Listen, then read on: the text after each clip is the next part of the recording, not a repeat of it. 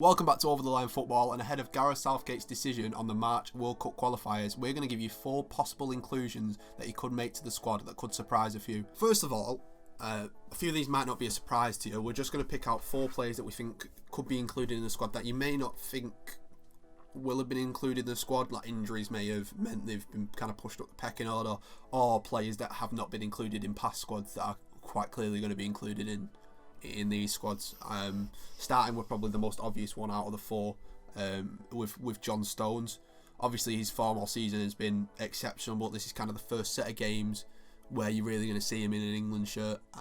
In terms of Southgate's squad, he's kind of met the criteria. Southgate's criteria at the moment is playing for your club on a regular occurrence means you've always got a chance of being called up.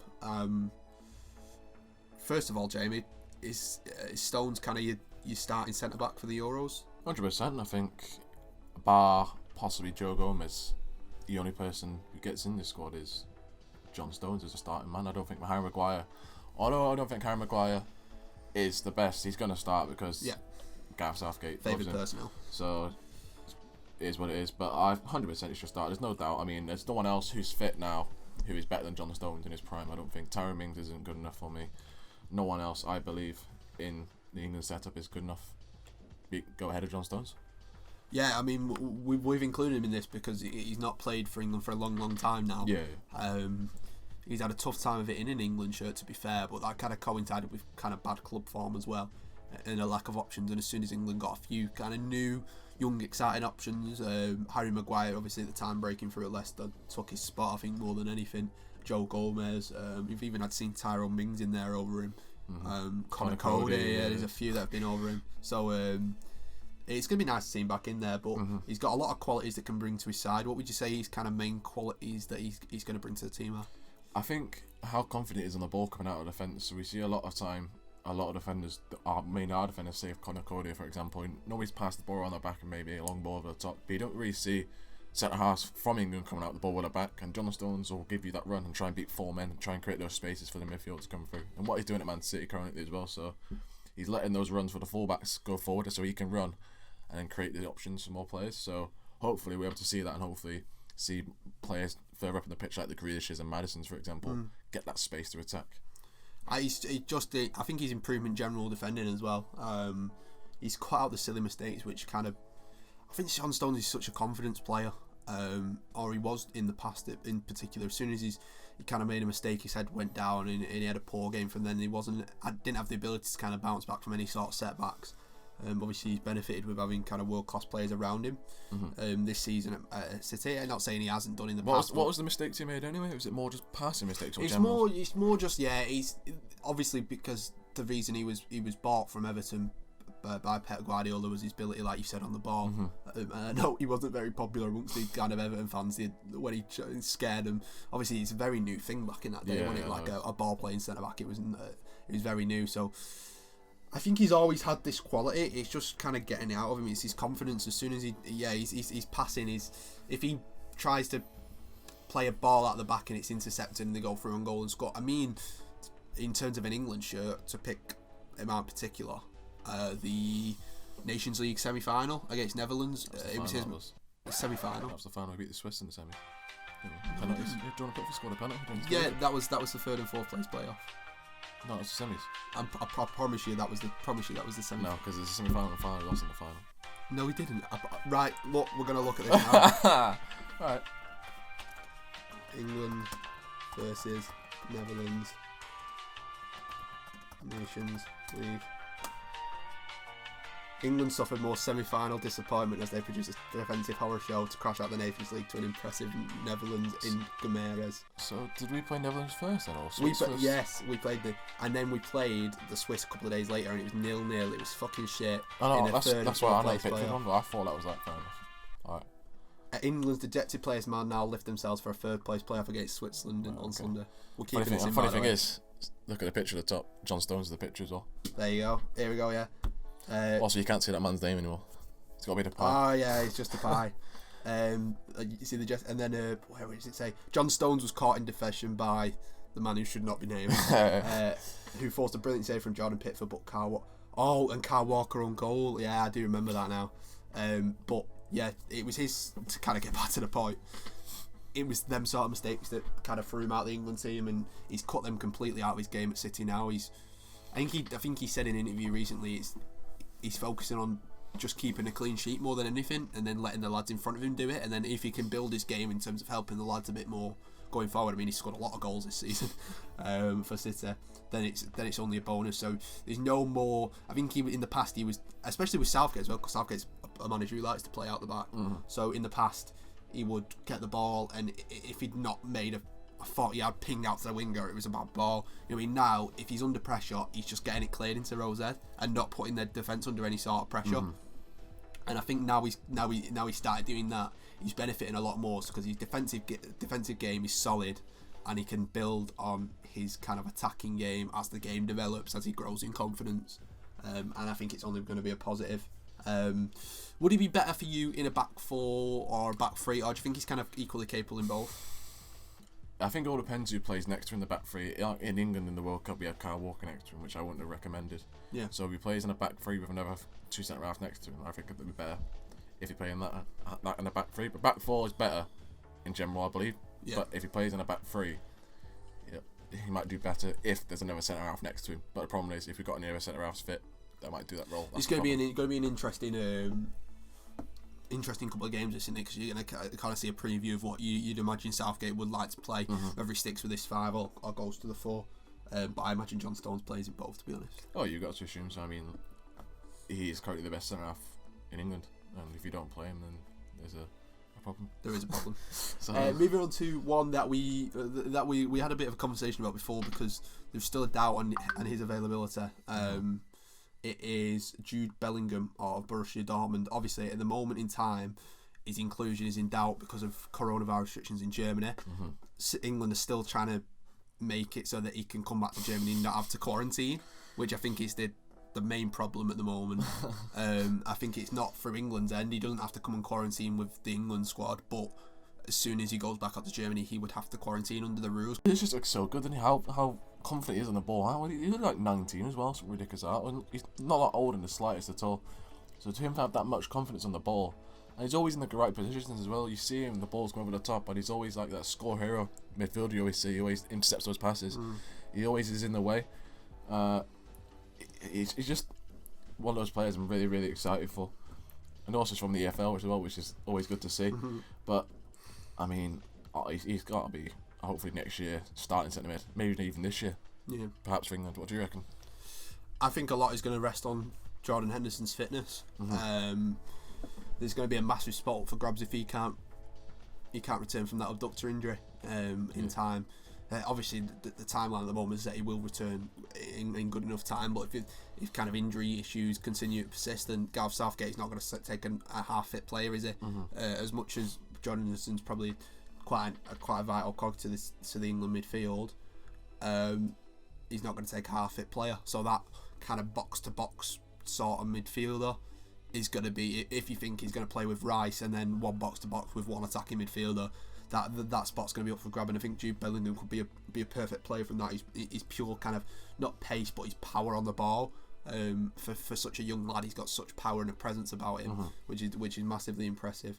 But I think he excels specifically in that box-to-box role. And if Henderson isn't fit, then him alongside other options are definitely in with a shout. Especially, as I said before, Southgate's criteria, playing week in, week out for your club is something he looks for, and he's playing week in, week out for Dortmund in one of the biggest leagues in the world and still in the biggest competition in the world. So yeah, I mean, like for Birmingham, obviously he was 16 at the time, but he got a lot of goals by doing his box-to-box role. He plays holding a lot of time as well, because how tall he is now. Versatile can help him. Yeah, how physically strong he is at his age as well, which does help. But he hasn't. I don't think he's like I know I've scored yet for Dortmund, because obviously Harden's just being Haaland scores every single goal for him. So that's fair enough. But the way in Birmingham was, he'd like appear in the 18-yard box and then get those goals in and like find the spaces. But like something I don't want to compare him to Aguero, because that's just ridiculous. But I'm saying he always finds the right positions at the right time every time, and so he'll make a run from across. I'm sit on the edge of the yard box and just can anticipate where the ball will be and where the ball will end up, and to have that knowledge at that age is just crazy. It's crazy, isn't it? So I think it's quite certain.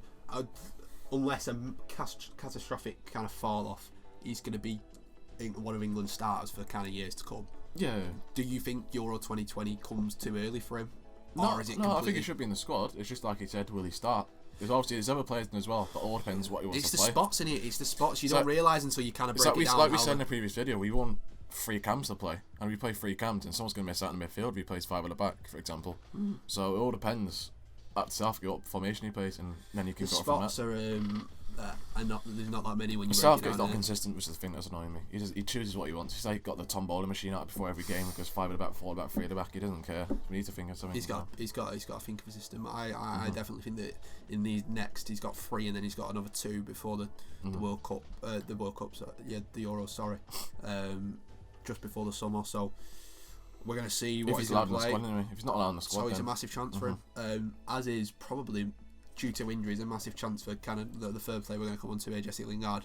I didn't dream I'd be saying this kind of 2 months ago. When he moved to West video, Ham. yeah, we did a video, didn't we, on Cam's reckon for England, and we put him as not as a joke, but kind of the 5th places and on the bracket just in case of we just injuries. As like honourable mention, didn't we say?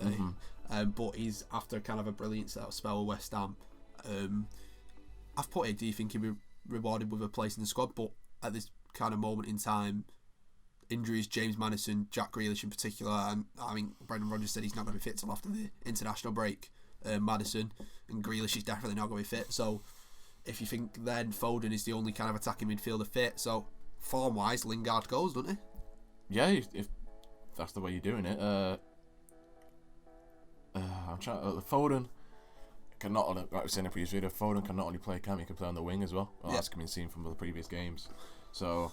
Well, there is 3 games here in a week. No, of course, what, 2 weeks? There's a lot of chances to Lingard to play if they want to get him in. But like I said about the Jude Bellingham, all depends on what formation Southgate wants to play. If he wants to play with the 3 attacking midfielders like Grealish, I'm saying hypothetically Grealish and Foden on each side and then Maddison in the middle. If he wants to play that formation with 2 in behind and then do 4-2-3-1, you could do that. Or if he wants to do like he did in the World Cup previously, 5-3-2 or 5-4-1, whatever he did with Sterling Kane up top and his 3 flat centre mids. Yeah. With Eric Dyer and Holding, for example, or Henderson, then he's not going to play and no Cam's going to play. So, like I said, I think, to be fair now, I think he will get in the squad. Yeah. But no, I think he will because of injuries in particular, but he's deserved it in terms of cams. Yeah. Obviously, the only problem Lingard has is the kind of excess of cams we've got ahead of him. Foden, Grealish and Maddison. We've got about Mount. We'll forget as well, he's 28 years old. Lingard, he's not like 28 or 27. He's not young anymore. We always think he's only 20 still, isn't he? But it's a major chance for him to impress, right? 100%. Yeah, I mean, what was it last season? He got 1 goal, the last kick of the game, didn't he? Last second of the season. I'm seeing all over Twitter. Someone had a bet on Lingard to not make a goal or assist all season, and he scored at the last minute, last kick of the last game of the season, which I found quite funny. But we all know about the history and what has happened in the past 2 years for Lingard with his family and stuff like that. But I think he does really well in English shirt as well. We forget he's got a good record for England, playing for England, especially in the World Cup as well.